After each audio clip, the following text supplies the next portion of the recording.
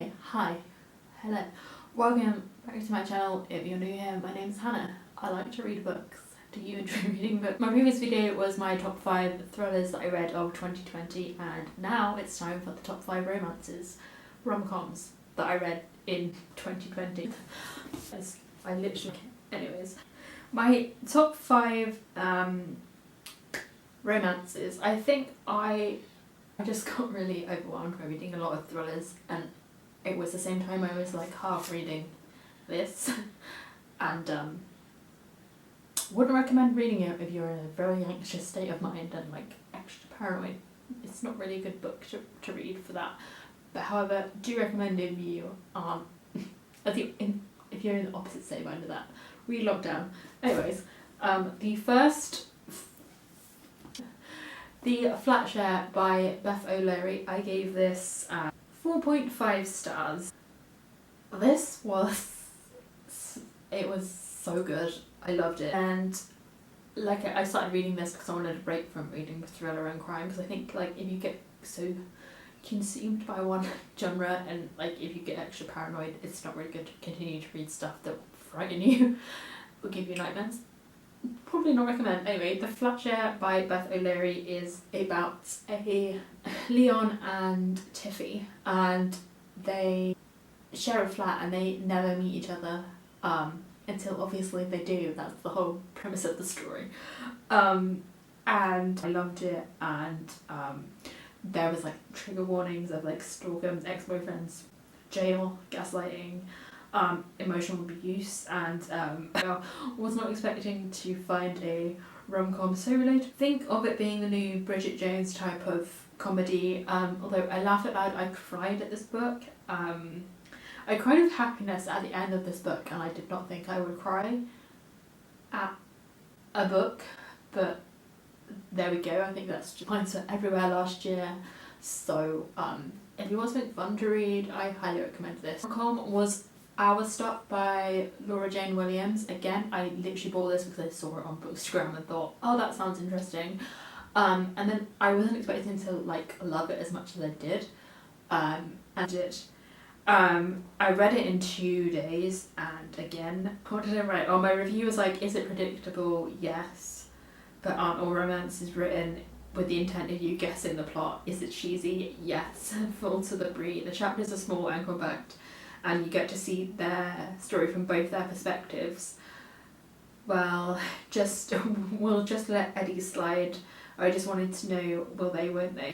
Between the misconnections, there truly was an invisible string that led them to each other. I laughed out loud, cringed, and some of the modern phrases that some of Instagram will forever grate my brain. Overall, highly recommend to read to get you away from all the COVID business of the world. But with being that said, then I was just, please wear a mask, people. But yeah, I really, really liked it.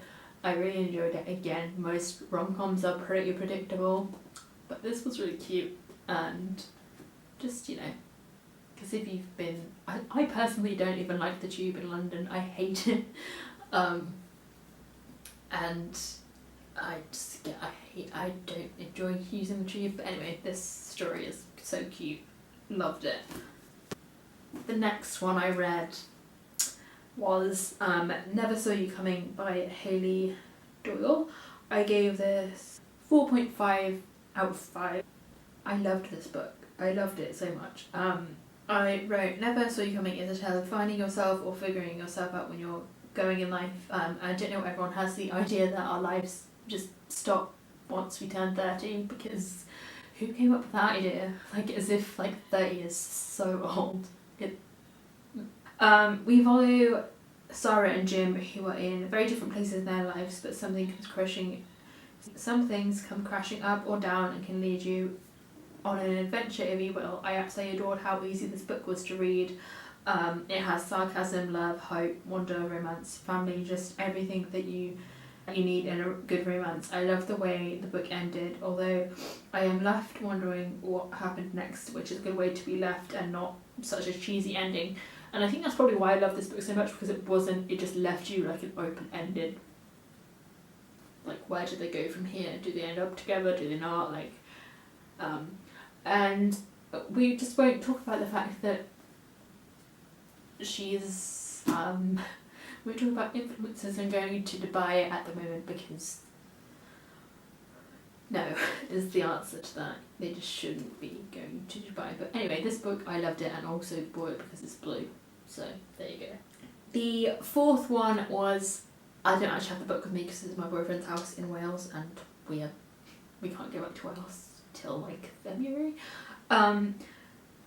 The fourth rom-com I read was A Christmas Shopaholic by Sophie Kensella, and I have never read any of her other books. I don't know. I don't know why I haven't read them. Well, I've seen the movie, but I didn't really connect two and two together.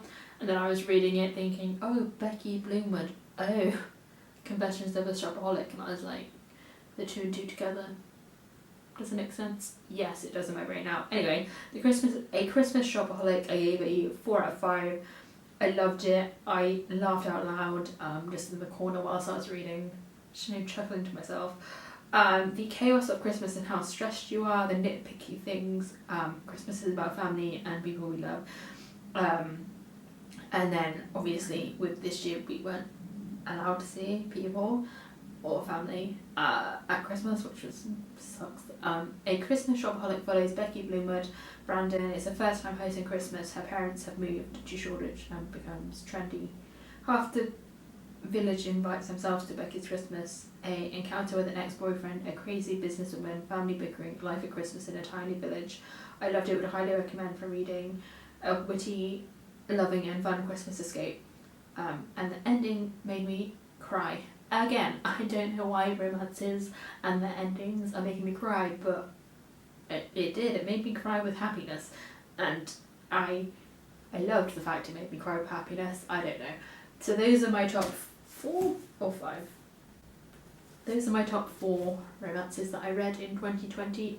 Do you have a romance that's being released this year that you're excited to read? Please let me know, and thank you very much for watching. Goodbye.